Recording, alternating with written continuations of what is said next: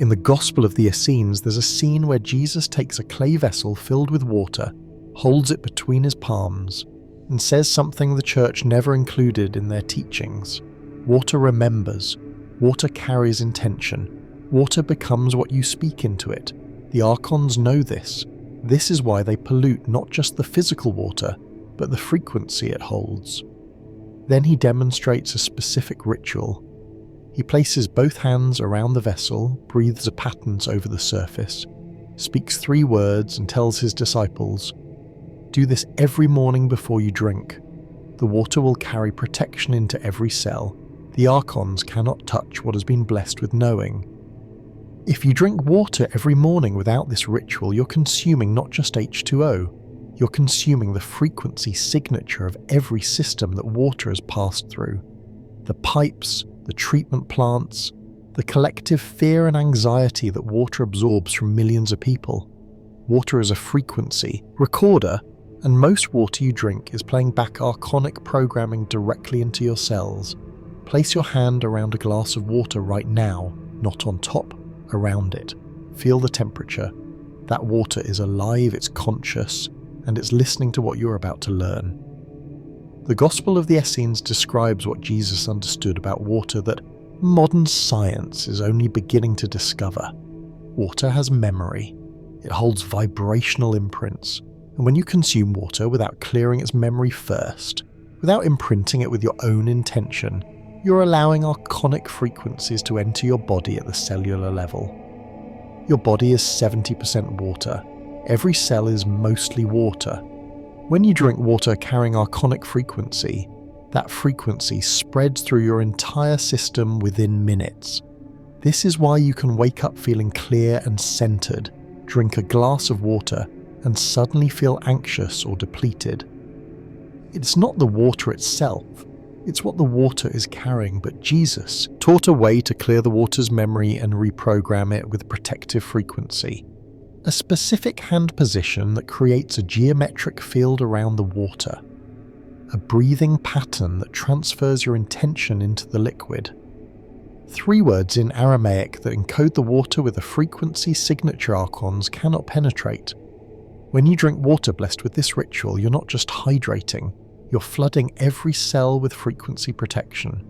The Archons try to attach through thought, through emotion, through the solar plexus, but they cannot attach through water that's been encoded with monad frequency. The water itself becomes a barrier. What you're about to learn in the next 2 hours is not spiritual theory. It's a complete transmission of the water blessing ritual that Jesus taught to his inner circle in the Essene community at Qumran between the years 8 and 25 CE, before his public ministry began. This is the ritual that was deliberately excluded from the canonical Gospels during the Council of Nicaea in 325 CE, when Emperor Constantine and his bishops decided which teachings would serve the emerging institutional church and which teachings would empower individuals beyond the need for ecclesiastical intermediaries. The water blessing ritual fell into the second category. It gave practitioners direct access to protective frequencies without requiring priests, sacraments, or church authority, so it was removed. But the ritual survived. It survived in the Essene Gospel fragments discovered in the Vatican secret archives in 1923. It survived in the oral traditions of Christian mystics in Egypt and Syria. It survived in the practices of desert monastics who maintained the original Essene techniques long after mainstream Christianity had abandoned them. And now, after 2,000 years of suppression, you're going to learn exactly how to perform this ritual, why it works, what happens in your body when you do it, and how to integrate it into your daily practice so that every glass of water you drink becomes a delivery system for frequency protection rather than archonic programming. By the end of this transmission, you will know the complete water blessing protocol that Jesus taught. You will understand the historical context of why this practice exists and why it was hidden. You will learn the neuroscience and biophysics that explain how water holds information and how intention restructures molecular patterns. You'll receive step-by-step instructions for the basic ritual intermediate variations and advanced applications. You will have a 30-day integration roadmap that takes you from beginner to established practitioner, and you'll be able to verify the effects yourself through direct experience, because this is not about believing anything. This is about doing the practice and observing what happens. Let me be clear about what this is and what this isn't. This is not a metaphor, this is not visualization, this is not positive thinking with extra steps. This is a specific physical technique that uses hand geometry, breath patterns, and sonic frequencies to restructure the molecular arrangement of water. The results are measurable, the effects are reproducible, and the practice requires no special abilities, no psychic gifts, no years of meditation experience. If you can hold a glass of water, breathe intentionally, and speak 3 words, you can do this ritual. What determines your results is not talent or worthiness, it's consistency and precision in following the protocol. Now, let's establish the historical foundation, because you need to understand where this practice comes from and why it matters. The Essenes were a Jewish mystical community that existed from approximately 50 BCE to 70 CE, centered primarily at Qumran near the Dead Sea, with smaller communities throughout Judea, Egypt, and Syria. They were not mainstream Judaism. They rejected the temple priesthood in Jerusalem as corrupt. They maintained their own calendar, their own purity laws, and their own body of secret teachings that they believed preserved the original Mosaic tradition before it was corrupted by political compromise. The Essenes were obsessed with water. Their community rule, preserved in the Dead Sea Scrolls, describes elaborate water purification rituals that members performed multiple times daily. But these weren't just symbolic cleansings. The Essene texts described water as a living substance that could be programmed with spiritual force, that could carry blessing or curse, that responded to human intention, and could transmit that intention into the physical body. The Essenes understood something about water that most religious traditions treated as mystery. Water is conscious, water is programmable, and water is the primary medium through which non-physical influences enter physical reality. Jesus spent his formative years in Essene communities. This is not speculation. The Gospel of Luke mentions that Jesus lived in the desert before beginning his public ministry. Qumran is in the Judean desert. The Gospel accounts describe Jesus performing water rituals that have no precedent in mainstream Jewish practice but perfectly match Essene techniques. The early Christian community in Jerusalem, led by James the brother of Jesus, followed Essene purity laws, Essene calendar systems, and Essene water protocols. The connection is documented. What's not documented in the canonical Gospels is the specific water blessing ritual that Jesus taught to his inner disciples. That ritual appears in the Gospel of the Essenes, a text that exists in fragmentary form in several locations. The primary manuscript was discovered in the Vatican Secret Archives in 1923 by Edmund Bordeaux Székely, a Hungarian philologist and translator.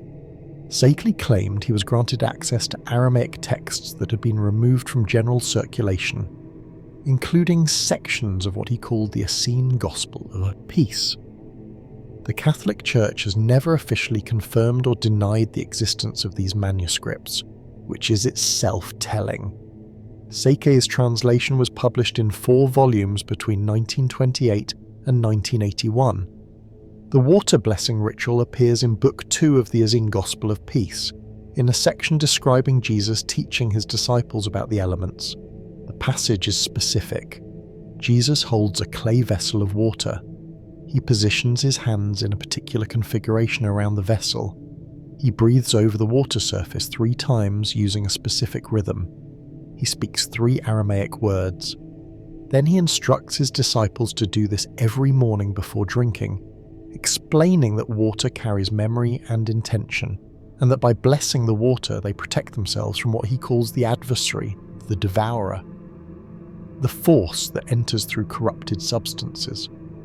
Now, you might be thinking, is this text authentic? Is it really from the 1st century? Did Jesus actually teach this? These are fair questions. The answer is complex. The Essene Gospel fragments that Zechariah translated have never been made available for independent verification. The Vatican has not confirmed their existence. There is no manuscript evidence that can be carbon dated or analysed. From an academic historical perspective, the text is disputed. But here's what matters more than academic authentication. The ritual works. When you perform the water blessing protocol exactly as described in the Essene Gospel, measurable changes occur in the molecular structure of the water. When you drink that water, observable changes occur in your physiological and energetic state. These changes are reproducible.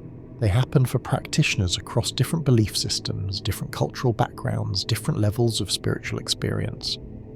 The technique produces consistent results. So whether Jesus literally taught this ritual to literal disciples at a literal Essene community in the literal year 20 CE is almost beside the point. What matters is that this technique represents preserved knowledge about how to program water with intention, and that knowledge has been deliberately excluded from mainstream spiritual teaching for 2,000 years, and that when you apply this knowledge, you gain access to a form of frequency protection that functions regardless of your belief about its origins. The reason I'm emphasizing this is because too much spiritual content today depends on manipulation through claims of exclusive ancient wisdom and chosen one narratives. You don't need to be chosen to do this practice. You don't need to believe you're special or awakened or ready. You just need to follow the protocol and observe the results. The water doesn't care about your belief system. The water responds to the geometry of your hands, the frequency of your breath, and the sonic pattern of the words. If you do the technique correctly, you get the results. If you do it incorrectly or inconsistently, you don't. It's that simple. Now let's talk about why this practice exists at all. Why did the Essenes develop water blessing rituals? Why did Jesus emphasize this particular technique? What problem were they solving? The answer requires understanding what the Essenes meant by Archons and how they believed archonic influence operated in the physical world. The term Archon comes from Greek and means ruler or authority. In Gnostic cosmology, which heavily influenced Essene thought, Archons are non-physical entities that exercise control over material reality by manipulating human consciousness and physical substances. The Essenes believed that Archons could not directly control human beings who maintained clear connection to what they called the monad, the divine source. But Archons could influence humans indirectly by corrupting the substances humans consumed, food, water, air, and by implanting false thoughts and emotions that felt like the person's own consciousness. Water was particularly vulnerable to archonic influence because water holds memory and transmits frequency. If Archons could imprint water with frequencies of fear, separation, anxiety, and control, and if humans consume that water without clearing it first, the archonic frequency would spread through the person's body and make them more susceptible to archonic thought patterns. Now, you might find this cosmology strange or outdated. You might prefer to think of Archons as metaphors for unconscious psychological patterns, or as symbolic representations of oppressive social systems, or as outdated superstition that we've evolved beyond. That's fine. You can hold any interpretation you want, but the phenomenology remains. There are frequencies in water that affect human consciousness when consumed. Those frequencies can be negative or positive depending on the water's history and environment, and those frequencies can be intentionally changed through specific techniques involving geometric fields, breath, and sound. Modern science is beginning to catch up with what the Essenes knew.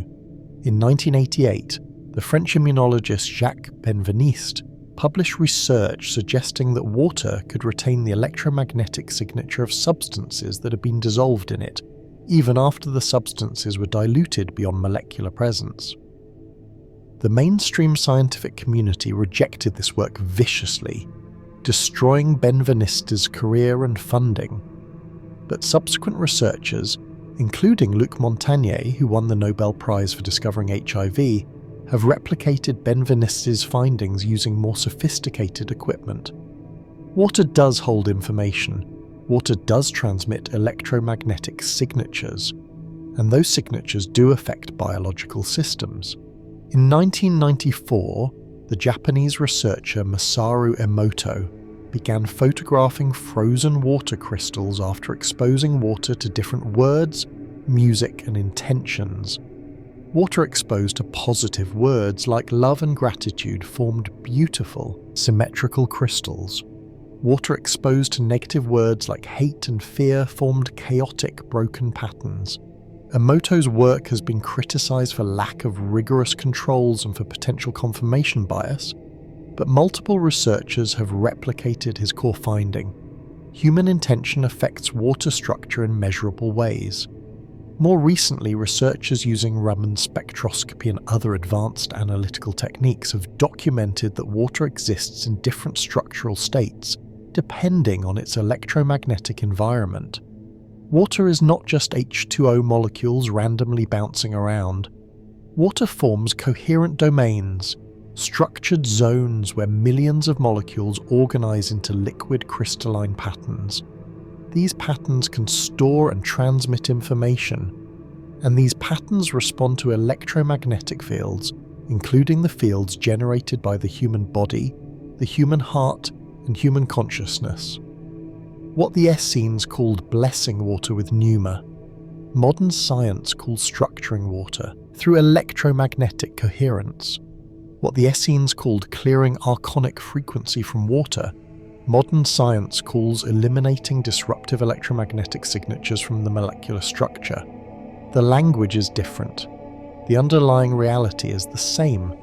Water is programmable. Human intention, transmitted through specific protocols, can reprogram water. And when you consume reprogrammed water, you're not just hydrating, you're introducing a specific frequency pattern into every cell of your body. Your body is approximately 70% water by mass. Your brain is 80% water. Your blood is 90% water. Every cell in your body is mostly water. This means that the frequency signature of the water you consume becomes the frequency signature of your entire system within minutes of drinking it. If you drink water carrying frequencies of fear, anxiety, control, and separation, your cells begin resonating with those frequencies. Your thoughts become more fearful and anxious. Your emotions become more reactive. Your baseline state shifts toward contraction and defensiveness. But if you drink water carrying frequencies of coherence, protection, clarity, and connection to source, your cells begin resonating with those frequencies instead. Your thoughts become clearer, your emotions become more stable, your baseline state shifts toward expansion and presence. This is not metaphysical speculation. This is biophysics. Your cellular water determines your cellular function, and your cellular function determines your consciousness. The Archons, whether you understand them as literal entities or as symbolic representations of unconscious control systems, operate by corrupting the water you consume before it reaches your body. Municipal water treatment plants use chlorine and fluoride, which disrupt the natural coherent structure of water. Industrial pollution introduces electromagnetic frequencies that scramble water's information patterns. The pipes that carry water from treatment plants to your tap are often old, corroded, and energetically dead. And the collective anxiety and fear of millions of people living in cities creates an ambient electromagnetic field that water absorbs and carries. By the time water reaches your glass, it's no longer coherent, it's no longer alive, it's carrying the frequency signature of every corrupted system it passed through. And when you drink that water without blessing it first, you're mainlining archonic programming directly into your cells. This is why you can feel great in the morning, drink a glass of water, and suddenly feel off. This is why some water makes you feel energized while other water makes you feel depleted. This is why the Essenes never drank water without blessing it first. They understood that unblessed water is a transmission vector for frequencies that undermine human sovereignty. The water blessing ritual that Jesus taught has three primary components: hand geometry, breath, pattern, and sonic frequency. Each component serves a specific function in clearing the water's corrupted memory and encoding it with protective frequency. Let's break down exactly how each component works, starting with hand geometry. When you place your hands around a vessel of water in the specific configuration Jesus taught, you're creating what modern physics calls a toroidal field around the water. The human heart generates the strongest electromagnetic field in the body, extending several feet beyond the physical form, but your hands focus and direct that field. The specific hand position is this. Both palms face the vessel of water but do not touch it. Your hands should be approximately 2 to 3 inches away from the surface of the vessel on opposite sides, creating a corridor of space between your palms with the water in the middle. Your fingers should be relaxed but slightly extended, not rigid and not completely loose. Your thumbs should point slightly upward, creating a gentle upward angle to your hand position. This configuration creates a geometric field pattern that's similar to the field pattern around a magnetic torus. The toroidal field has specific properties. It's self-organizing, it's self-sustaining, and it naturally clears disruptive frequencies from anything placed within it. When you hold the water vessel between your hands in this configuration, the toroidal field generated by your hands begins to organize the water molecules into coherent patterns. Chaotic, scrambled frequency signatures start to dissipate. The water's memory begins to clear. This happens within the first 15 to 20 seconds of holding the vessel correctly. But clearing the water's memory is only the first step. The second step is imprinting the water with your own frequency, which is where the breath pattern comes in. The Essenes understood breath as the carrier of pneuma, which translates as spirit, life force, or vital energy. Modern science recognizes that breath carries not just oxygen but also electromagnetic information from your biofield. When you breathe with intention, you're exhaling a specific frequency pattern that can be absorbed by water. The breath pattern Jesus taught has 3 phases, performed 3 times in succession. First phase, inhale slowly through your nose for a count of 4, drawing the breath deep into your belly so your abdomen expands.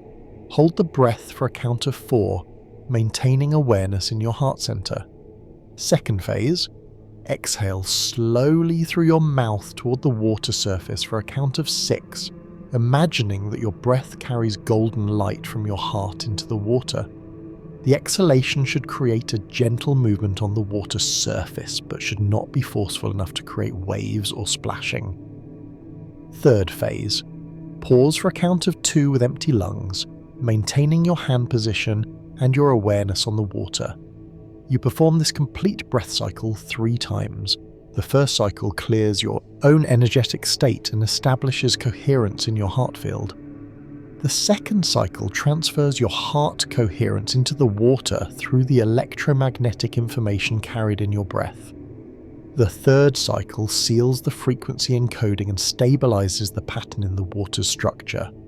This entire breathing protocol takes approximately 60 to 90 seconds to complete properly, and you should never rush it.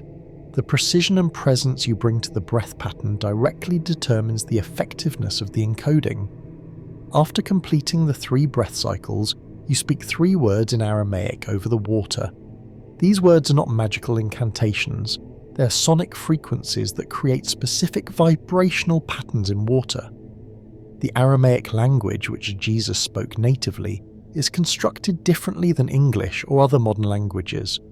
Each Aramaic word is built from 3-letter root patterns, and each letter has a specific frequency value.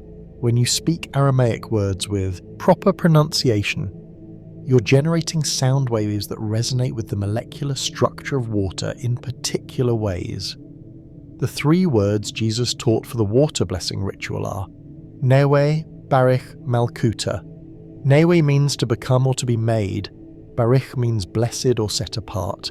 Malkuta means kingdom or domain of authority. Together, the phrase translates as, "Let this become blessed in the domain of the highest authority," or more loosely, "May this water be set apart and protected by divine sovereignty." But the literal translation matters less than the sonic pattern the words create. When you speak these words, you should pronounce them slowly and clearly, allowing each syllable to resonate over the water surface.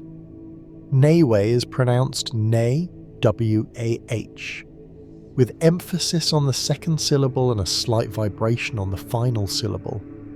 Barak is pronounced Barik, with a guttural key sound at the end like clearing your throat gently. Malkuta is pronounced Malkuota, with emphasis on the middle syllable and a soft final ah. You should feel each word as a vibration in your throat and chest as you speak it. The words should be spoken at a conversational volume, not whispered and not shouted, just clear and present. After speaking the 3 words, you maintain your hand position for another 5 to 10 seconds, allowing the sonic frequency to stabilize in the water's molecular structure. Then you slowly remove your hands from around the vessel, maintaining awareness of the water for a moment before drinking. The water is now blessed. Its frequency signature has been cleared of archonic imprints and encoded with protective coherence that will remain stable in the water for approximately 12 hours. This is why the ritual must be performed every morning on the first water you drink. The timing matters. The Essenes taught that the first substance you consume after waking determines the baseline frequency of your entire day. During sleep, your consciousness partially withdraws from your physical body and your cells enter a state of heightened receptivity. When you wake, your cells are maximally open to receiving frequency information from the environment. If the first thing you consume is coffee, your cells receive the jittery, contracting frequency of caffeine. If the first thing you consume is food, your cells receive whatever frequency that food carries. But if the first thing you consume is blessed water, your cells receive coherent, protective frequency that establishes your baseline state for the entire day. This is the core morning protocol. Wake up. Before checking your phone, before eating, before drinking coffee or tea, you prepare a glass of water, preferably in a glass or ceramic vessel, rather than plastic or metal. You perform the hand geometry, holding the vessel between your palms in the toroidal configuration. You perform the 3 breath cycles, exhaling gently over the water's surface while maintaining heart awareness. You speak the 3 Aramaic words slowly and clearly. You hold the hand position for 5 more seconds, then you drink the water slowly with awareness of it entering your body and spreading through your cells. The entire ritual takes approximately 2 to 3 minutes. 2 to 3 minutes to establish frequency protection that lasts the entire day. This is not a huge time investment. This is not complicated, but it requires consistency. If you do this every morning for 30 days, you will notice changes. If you do it sporadically or half-heartedly, you won't. The ritual works through repetition and precision, not through belief or enthusiasm. Now let's talk about what actually happens in your body when you drink blessed water versus regular water, because understanding the mechanism makes it easiest to maintain consistent practice.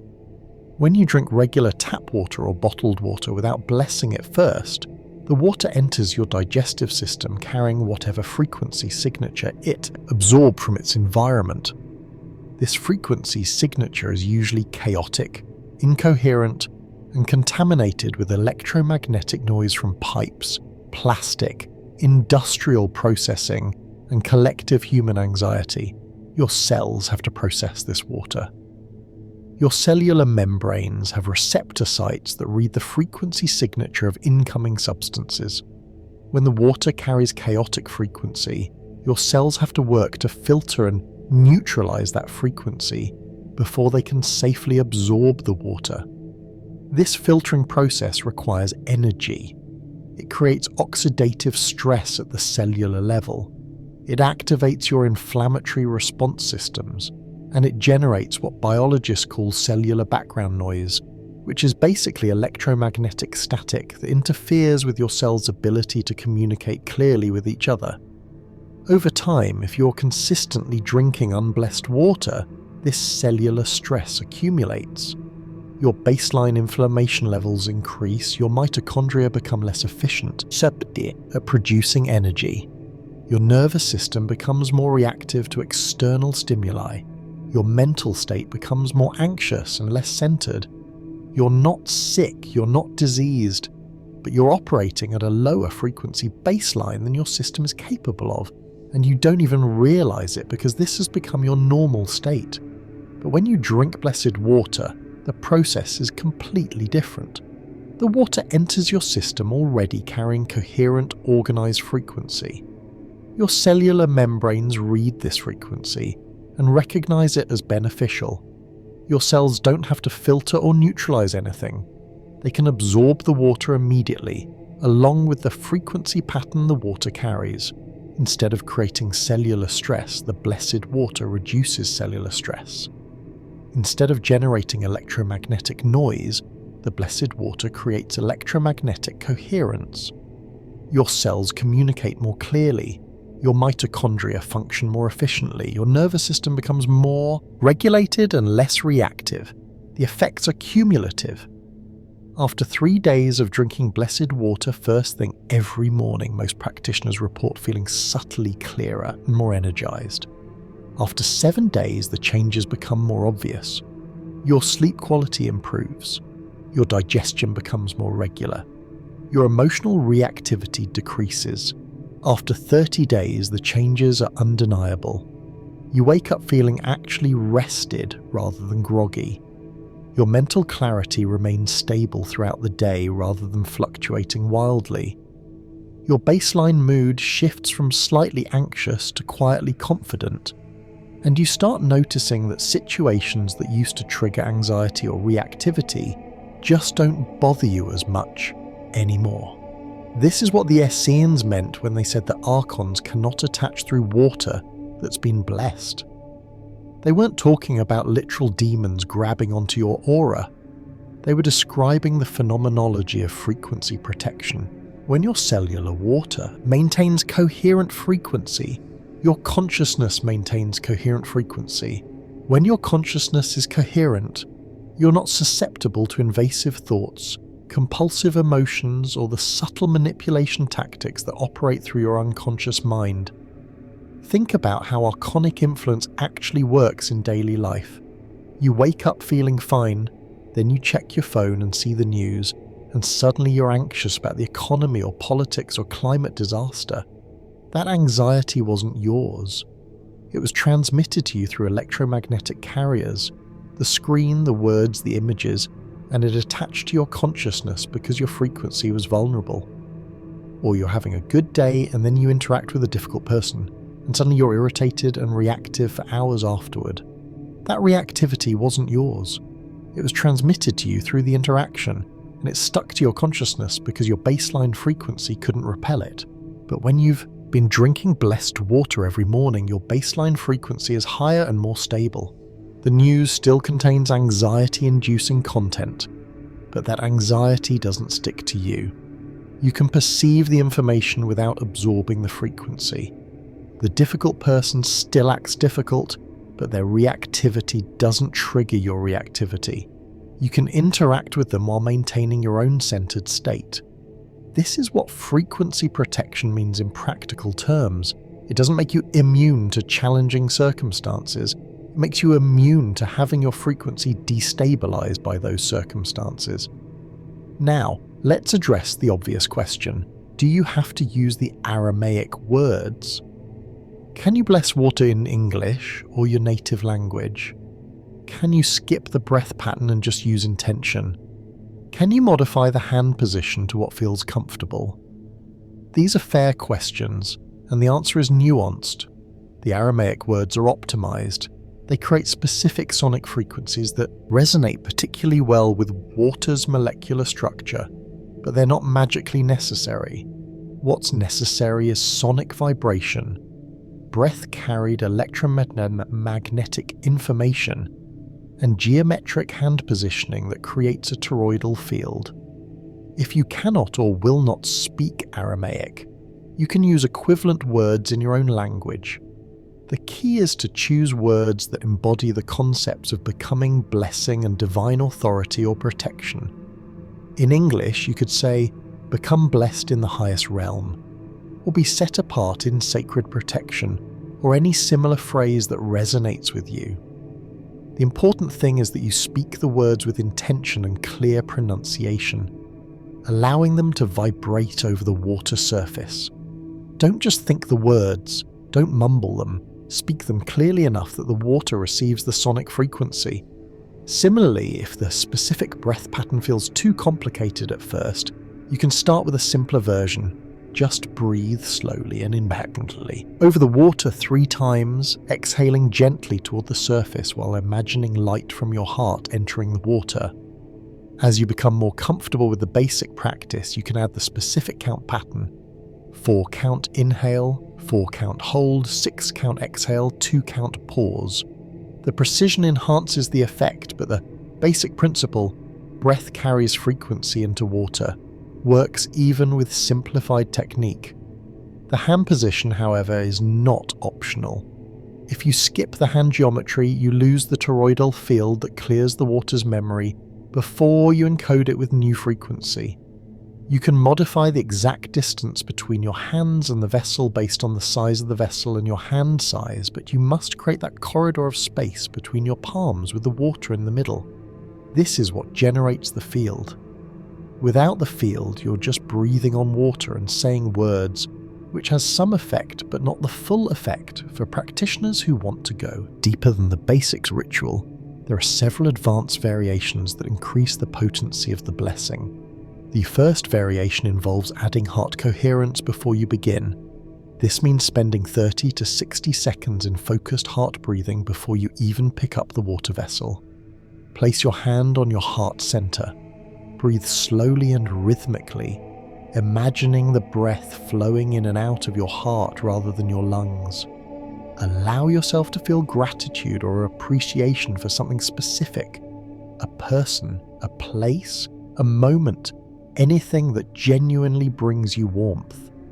This establishes strong coherence in your heart field, which then transfers more powerfully into the water during the blessing. The second variation involves adding visualization during the breath cycles.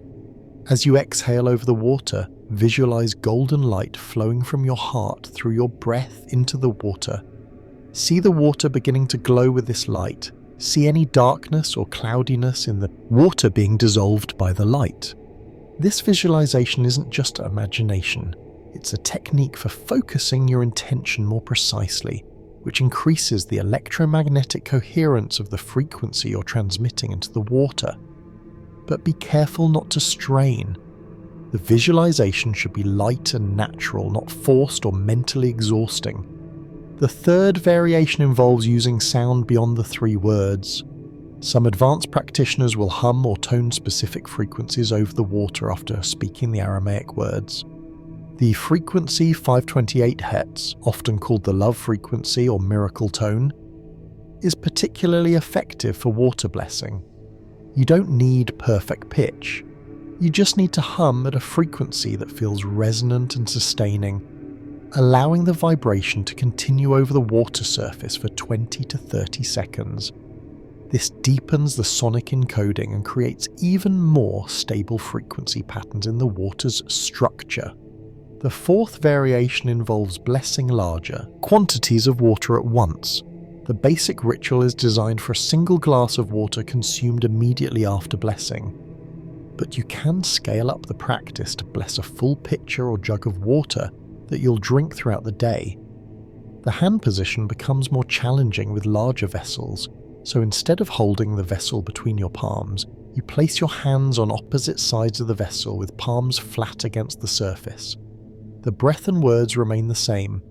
The encoding remains stable in the water for approximately 12 hours, so water blessed in the morning will carry protective frequency through the afternoon and early evening. For practitioners who want to understand why this practice works at an even deeper level, we need to look at the intersection of quantum physics and consciousness research. Water exists in a quantum superposition of possible states until something interacts with it and collapses those possibilities into one specific state. When you observe water, when you touch water, when you speak to water, you are collapsing its quantum possibilities into a specific organized pattern. The question is, what pattern are you collapsing it into? Most people interact with water unconsciously. They fill a glass, they drink it, they don't consider what's happening at the quantum level. Because their interaction is unconscious, the water collapses into whatever pattern was already dominant in its environment. The chaotic, incoherent pattern of municipal water systems, industrial processing, and electromagnetic pollution.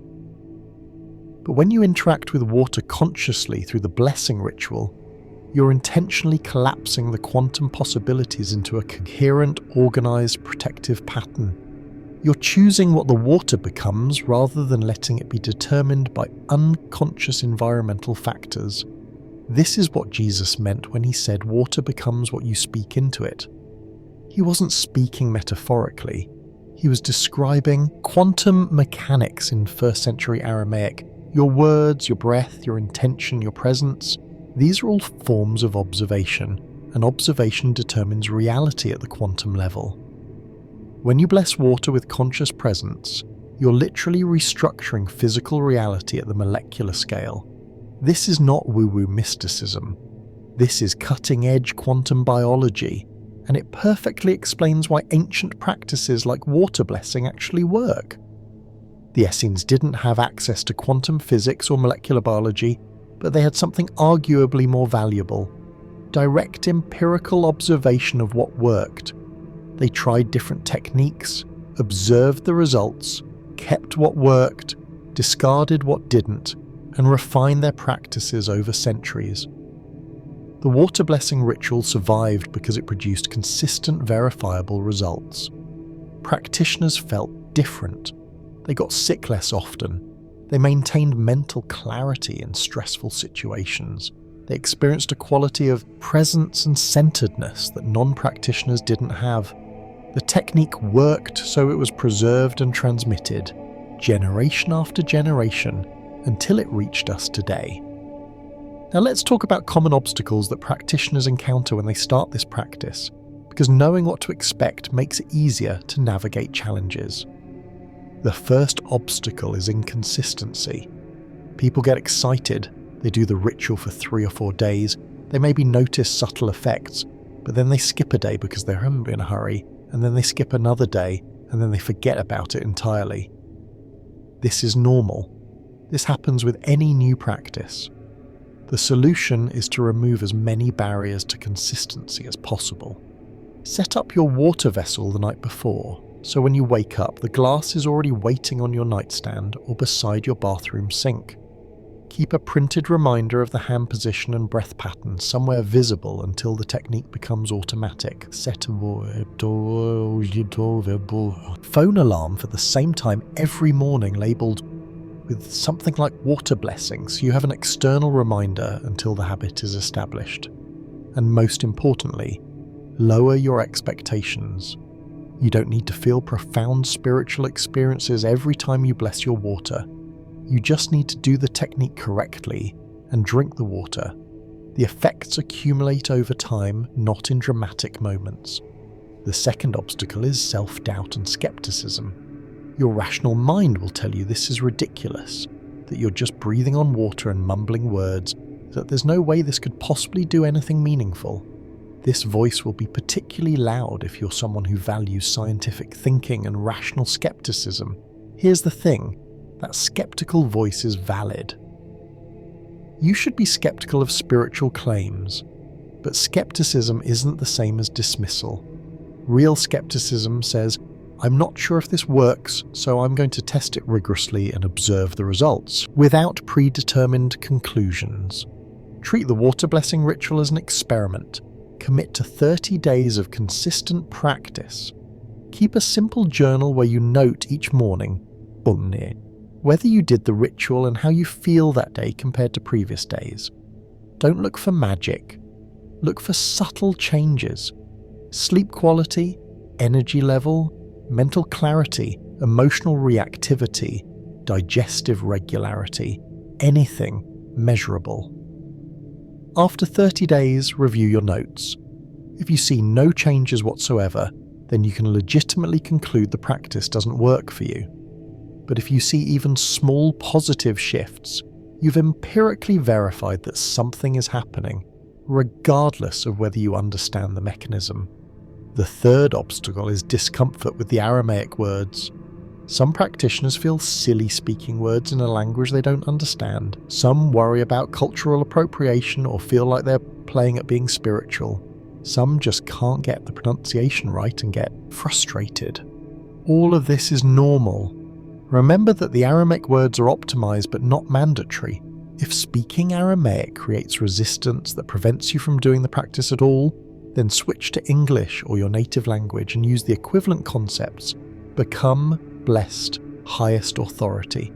The goal is to establish consistent practice, not to perform the ritual perfectly. The fourth obstacle is impatience. People want immediate dramatic results. They want to bless water once and feel completely transformed. When that doesn't happen, they get discouraged and quit.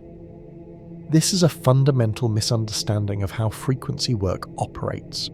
You're not taking a pill that produces instant effects. You're gradually restructuring your cellular baseline through consistent small inputs over time. It's like exercise. One workout doesn't make you fit, but consistent workouts over weeks and months absolutely change your body. One blessed glass of water doesn't transform your consciousness, but consistent blessed water over weeks and months absolutely changes your frequency baseline. The fifth obstacle is forgetting the practice when traveling or when your routine gets disrupted. You have a good streak going at home, then you go on vacation or stay at a friend's house, and you don't have your regular water vessel, and you don't want to seem weird doing rituals in front of other people, so you skip it. Then you get back home and you've lost momentum. The solution is to make the practice portable and adaptable. You don't need a special vessel. Any cup or glass works. You don't need privacy. You can do the ritual in a bathroom or even at a table if you're subtle about it. The hand position looks like you're just holding a cup. The breath is quiet. The words can be whispered. Nobody needs to know you're doing a frequency protection ritual. They just see someone holding a glass of water and breathing calmly for 2 minutes. The sixth obstacle is the tendency to complicate the practice. People start adding extra steps, extra visualizations, extra words, extra breathing techniques until the ritual takes 20 minutes and becomes unsustainable. Keep it simple, especially in the beginning. Hand position, 3 breath cycles, 3 words, drink, that's it. 2 to 3 minutes maximum. After you've established consistent practice for several months, you can experiment with advanced variations, but until the basic ritual is automatic and effortless, don't complicate it. Now let's look at what actually happens when you maintain this practice over longer time periods, because the 30-day effects are just the beginning. After 90 days of consistent water blessing every morning, practitioners typically report that the practice has become completely automatic. They don't have to think about it anymore. They wake up, they bless their water, they drink it, and it feels as natural as brushing their teeth. At this point, the frequency protection has established a stable baseline. You're no longer working to build coherence. You're maintaining coherence that's already established. The subtle effects that were barely noticeable at 30 days become obvious as at 90 days. Your sleep cycles regulate themselves. You wake up at approximately the same time each morning without an alarm, and you wake up feeling actually rested rather than groggy. Your digestion becomes remarkably regular. Your immune system becomes noticeably more robust. You stop catching every cold that goes around, and when you do get sick, you recover faster. Your mental clarity remains stable throughout the day rather than crashing in the afternoon. Your emotional reactivity continues to decrease. Things that would have sent you into anxiety or frustration 3 months ago just don't land the same way anymore. After 6 months, The practice often triggers deeper changes that go beyond just feeling better.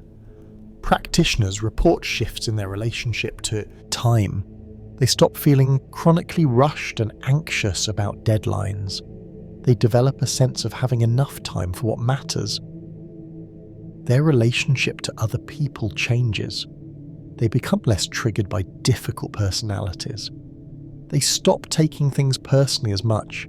They develop a quality of presence in conversations that they didn't have before, like they're actually listening rather than just waiting to talk. Their relationship to their own thoughts changes significantly. The constant mental chatter doesn't disappear, but it becomes less compelling. You can observe your thoughts without believing them or obeying them. The voice that says you're not good enough, you're going to fail, everyone is judging you, that voice is still there, but you recognize it as just noise rather than truth. This creates tremendous freedom.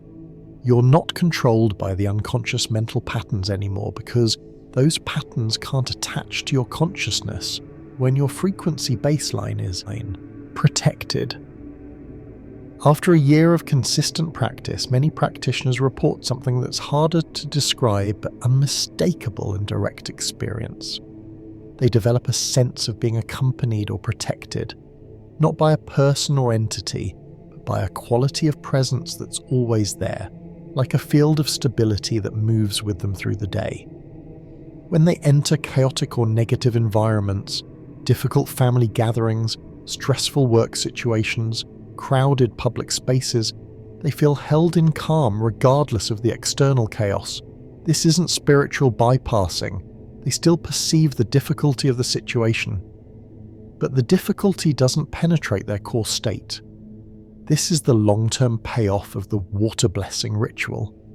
It's not about having peak experiences or mystical visions, it's about establishing such stable frequency protection that you become essentially unshakable in your daily life.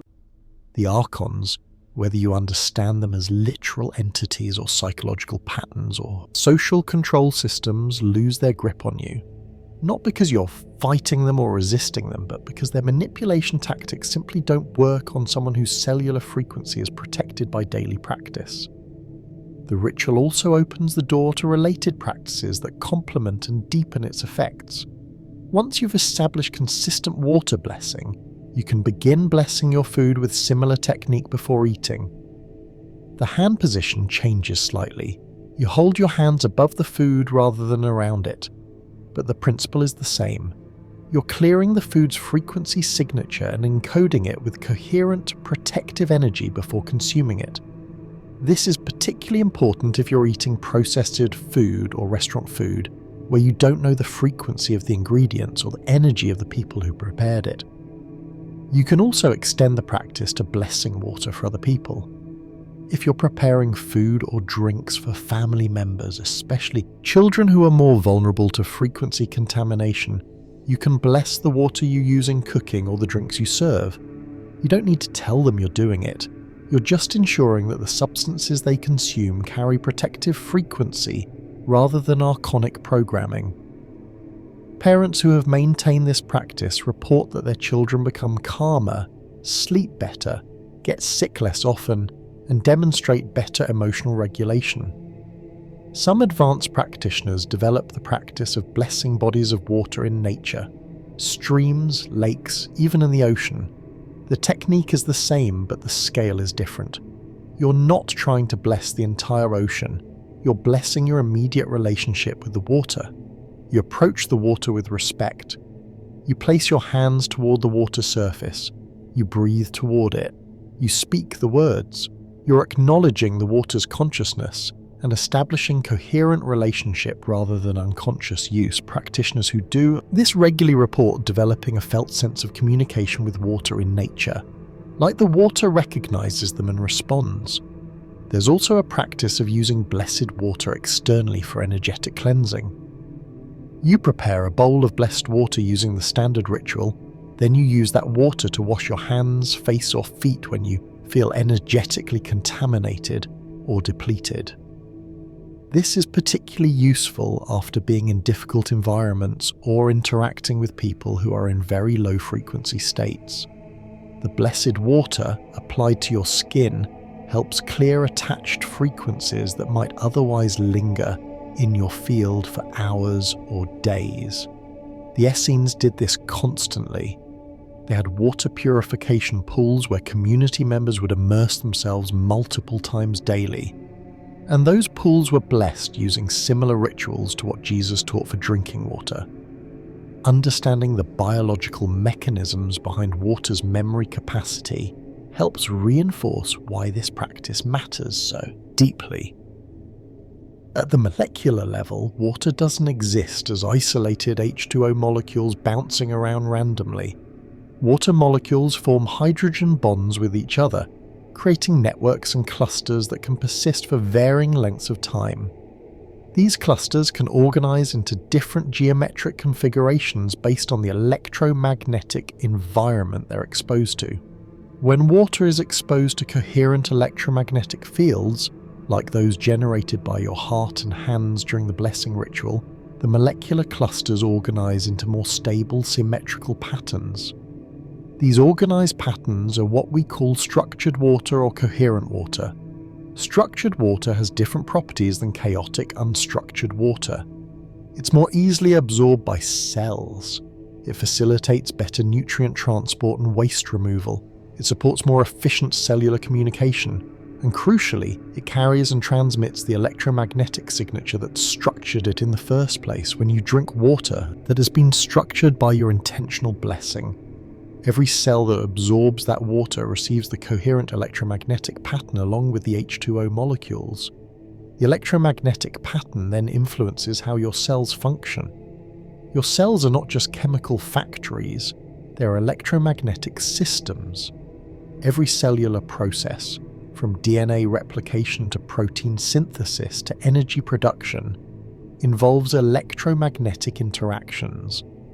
When your cellular water carries coherent electromagnetic patterns, these processes function more efficiently and with less error. When your cellular water carries chaotic electromagnetic patterns, cellular processes become disrupted, leading to increased errors, inflammation, and dysfunction. This is why water quality matters so profoundly for health, and why water blessing is not just spiritual practice but biological intervention. You're not changing the chemical composition of the water. The H2O molecules remain H2O molecules, but you're changing the electromagnetic organization of those molecules, and that organizational change has cascading effects throughout your entire biological system.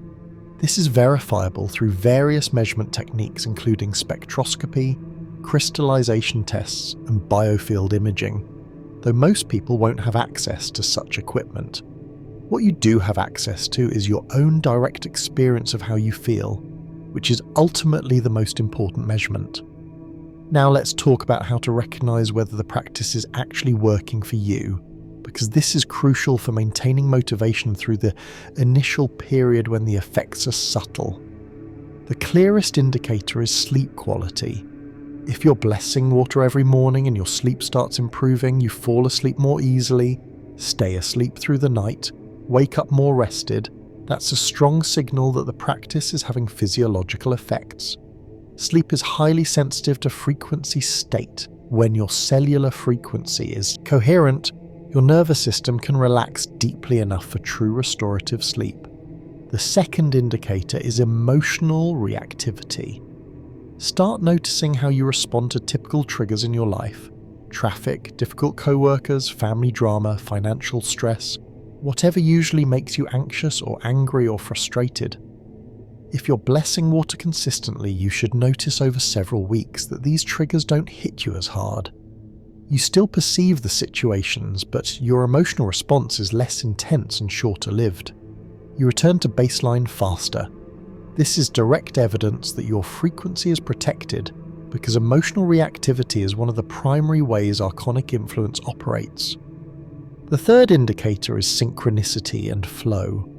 When your frequency is coherent and protected, You tend to experience more moments of being in the right place at the right time, of things working out in unexpected ways, of resources or information, or people appearing just when you need them. This isn't magic. This is what happens when your consciousness isn't constantly saturated by frequency contamination. You become more present, more aware, more capable of perceiving and acting on opportunities that were always there but that you were too distracted to notice. The fourth indicator is clarity of thought. If you work with complex ideas, creative projects, problem solving, or any kind of mental work, you should notice after consistent water blessing that your thinking becomes sharper and more sustained. You can hold complex concepts in mind without getting confused. You can focus on challenging tasks without constant mental drift. You can generate creative solutions more easily.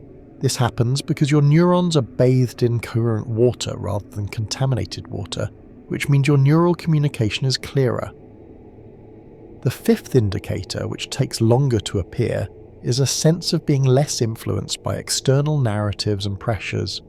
You stop caring as much about what other people think you should do, what society expects, what social media tells you to worry about. You develop stronger connection to your own knowing, your own sense of what's right for you.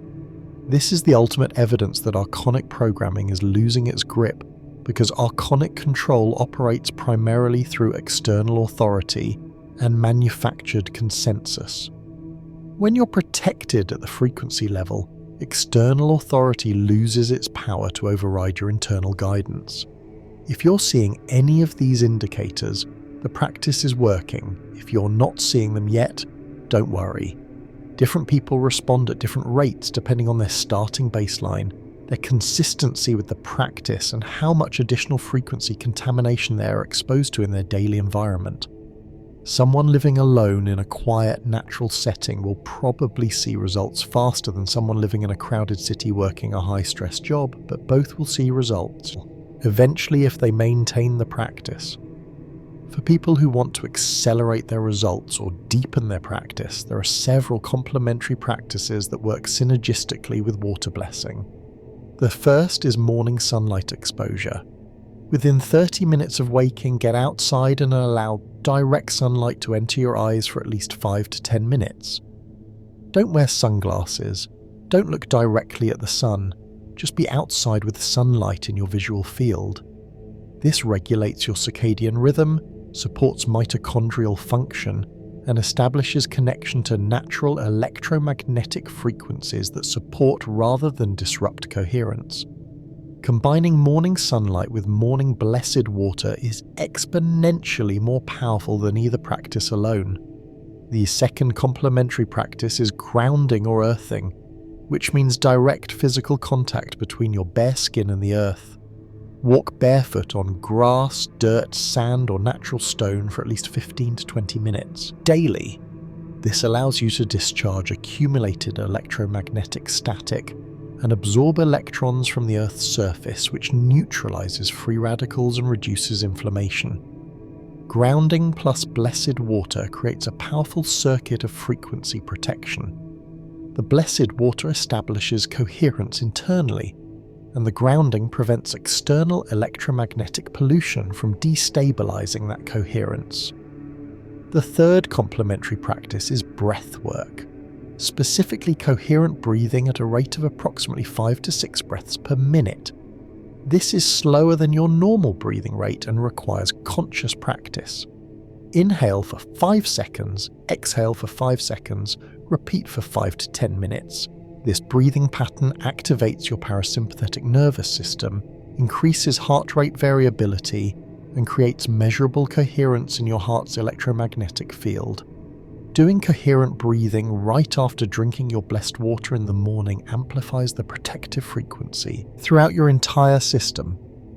The fourth complementary practice is limiting exposure to electromagnetic fields from wireless devices, especially in your sleeping environment. Turn off Wi-Fi routers at night. Put your phone in airplane mode or keep it in another room while you sleep. Don't sleep with Bluetooth devices active. Remove or unplug electronic devices from your bedroom. Your cells regenerate and reset during sleep. and they can do this much more effectively when they're not constantly bombarded by artificial electromagnetic frequencies. Protecting your sleep environment from EMF contamination allows the blessed water's effects to stabilize more deeply in your system. The fifth complementary practice is conscious relationship with the food you eat. Even if you can't always eat perfectly clean organic food, you can eat with awareness and gratitude.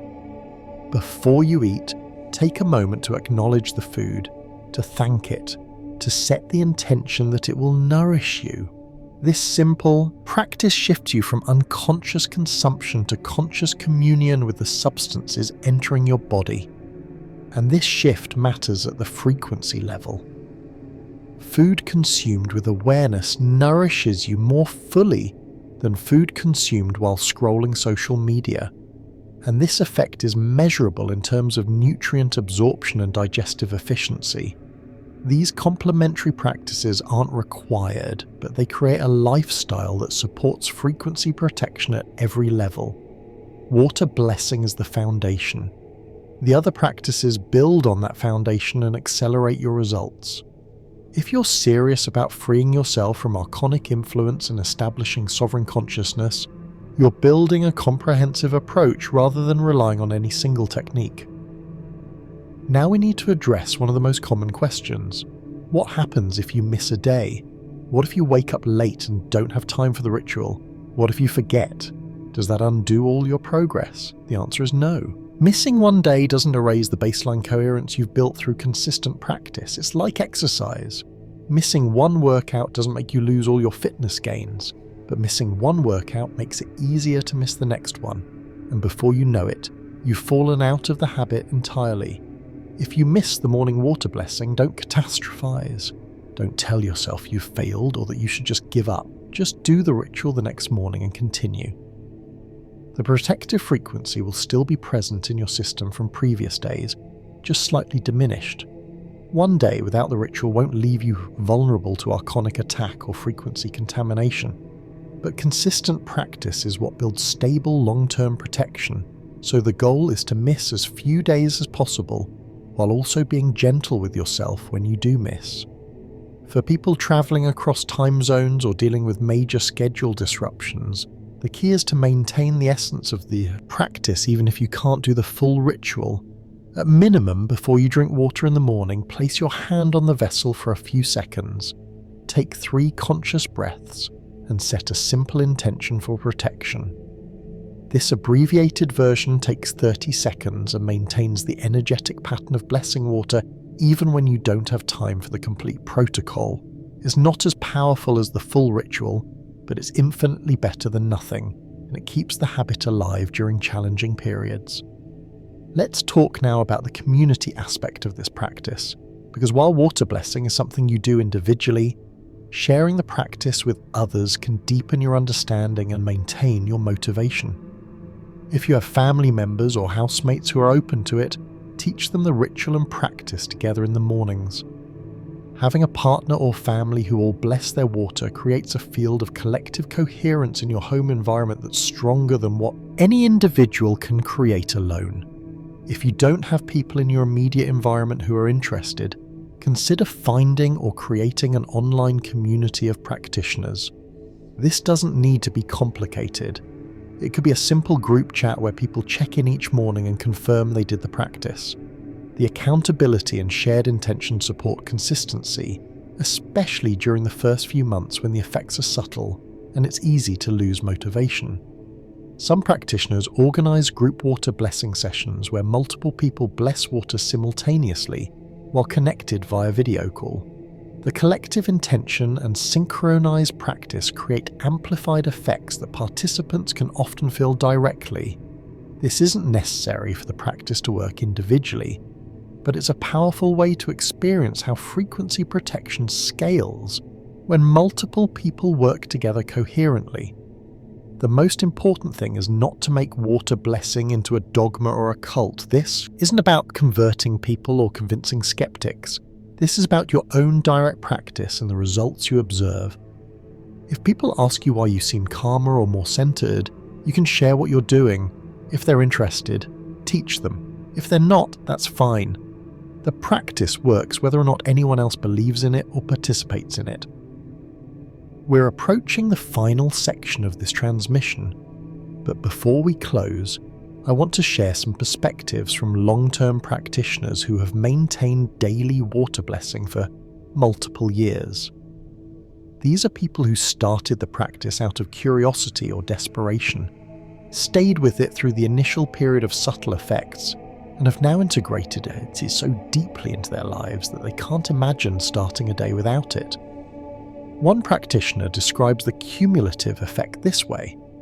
After 3 years of blessing water every morning, I feel like I'm living in a different reality than I was before. Not a different physical reality, but a different frequency band of the same reality.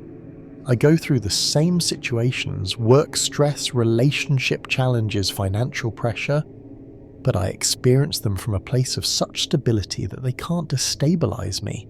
It's like I'm watching the drama happen, but I'm not in the drama. I can respond to situations clearly without being swept away by them. Another practitioner emphasizes the simplicity. What amazes me is how such a simple practice creates such profound effects. 2 minutes every morning, that's all it takes, but those 2 minutes have completely changed my relationship to my own consciousness. I'm no longer at the mercy of whatever frequencies are bombarding me from my environment. I have agency over my own state. That's power that no one can take from me. A third practitioner talks about the practice's role during crisis. I maintained the water blessing ritual through the darkest period of my life, divorce, job loss, health crisis all at once. And I genuinely believe the practice is what prevented me from completely falling apart. Even when everything external was chaos, I had this anchor of coherence that I returned to every morning. That stability carried me through when nothing else could. These testimonies aren't unique. They're representative of what happens when you commit to protecting your frequency at the most basic level, the water you consume every day. The practice doesn't make you immune to life's difficulties. It makes you capable of navigating those difficulties without losing yourself. So here's your 30-day integration roadmap. This is your practical guide for establishing the practice and building it into an unshakable habit. Days 1 through 7. Focus only on consistency. Don't worry about doing the ritual perfectly. Don't analyze whether it's working. Just do the hand position, the breath cycles, the 3 words, and drink the water every single morning. Set up your environment to make this as easy as possible. Put a glass by your bed. Set a phone reminder.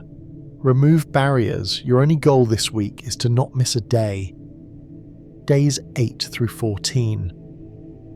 Now that you've established the basic habit, start paying attention to the technique. Are you holding the hand position correctly with your palms facing the vessel but not touching it? Are you breathing slowly and gently over the water surface?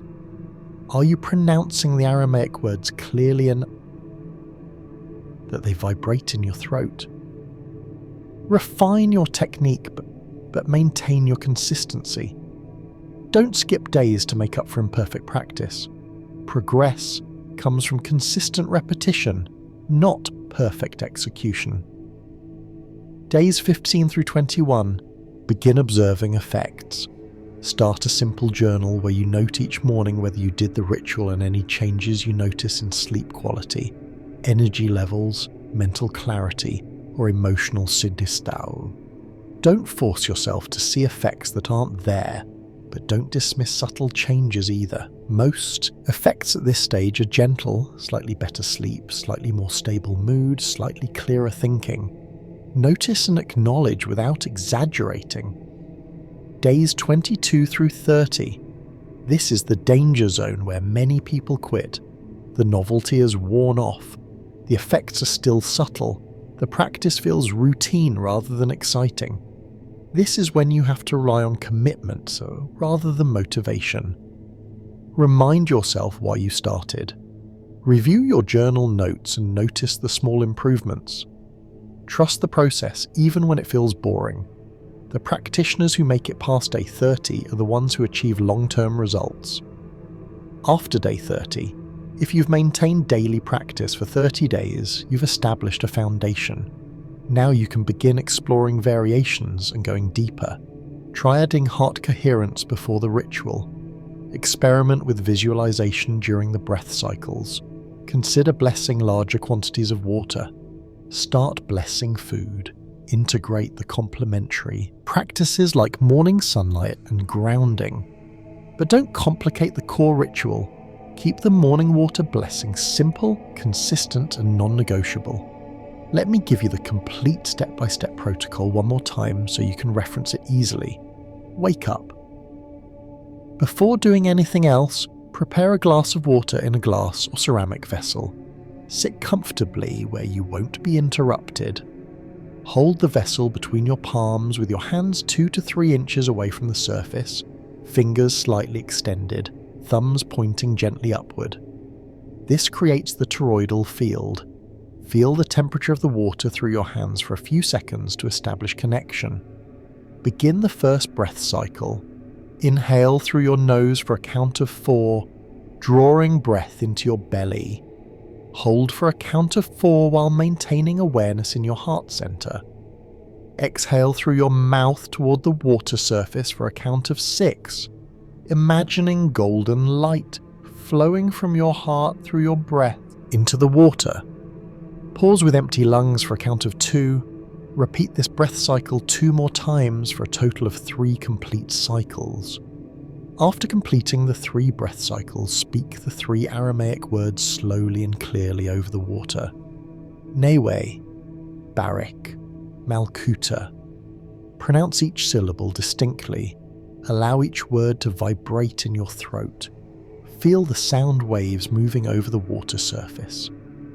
After speaking the 3 words, maintain the hand position for 5 more seconds while the frequency stabilizes in the water. Then slowly lower your hands and bring the vessel to your lips. Drink the water slowly, with awareness of it entering your body and spreading through your cells. That's the complete ritual. 2 to 3 minutes from start to finish. Simple enough for anyone to do. Powerful enough to change your life if you do it consistently.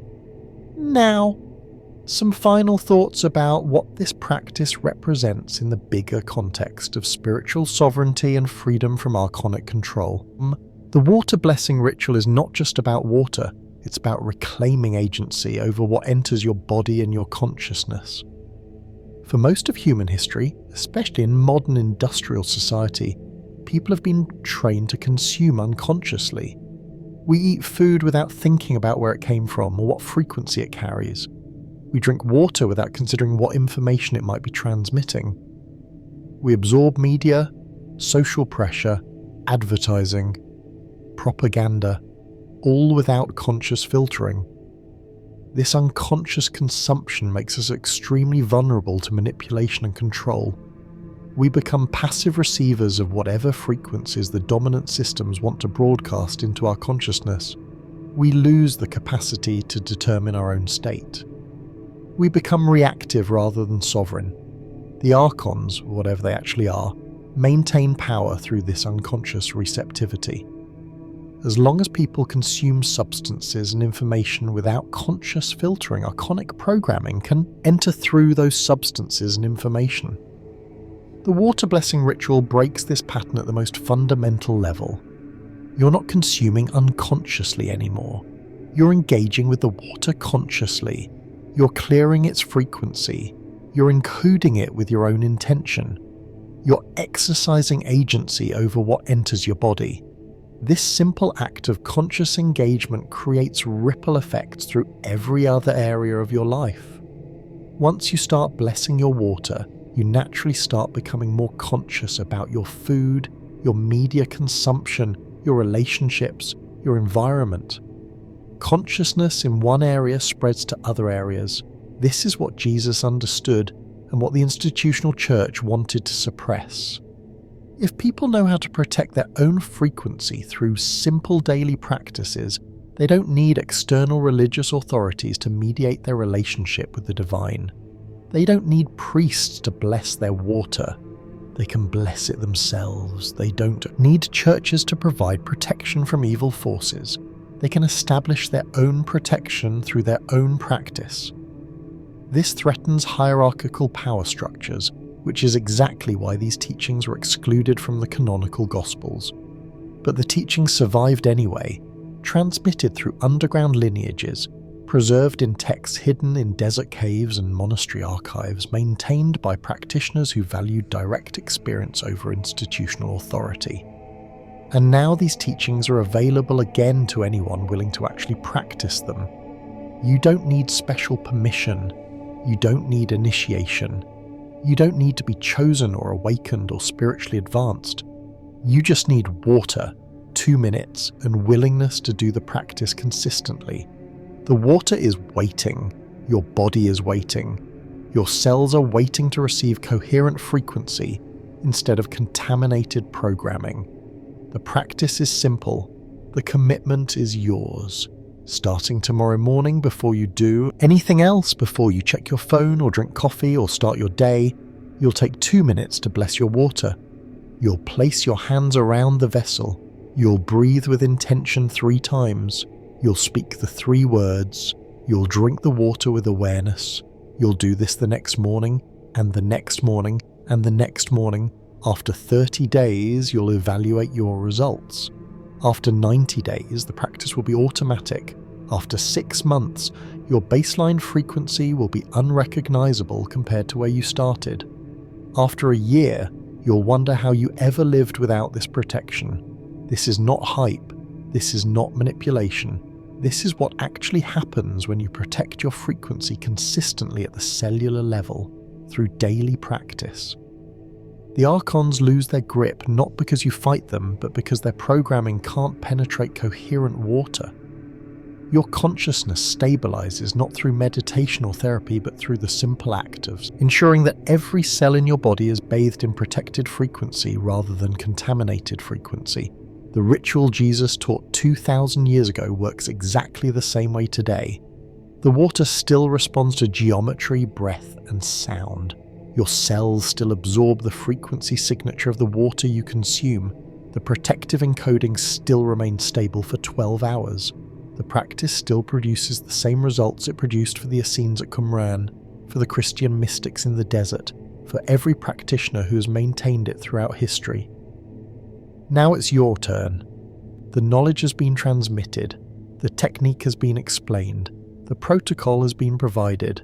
What happens next depends entirely on whether you actually do it, not whether you believe in it, not whether you understand it completely, not whether you feel ready or worthy or chosen, just whether you actually do the practice starting tomorrow morning and continuing every morning for 30 days, minimum.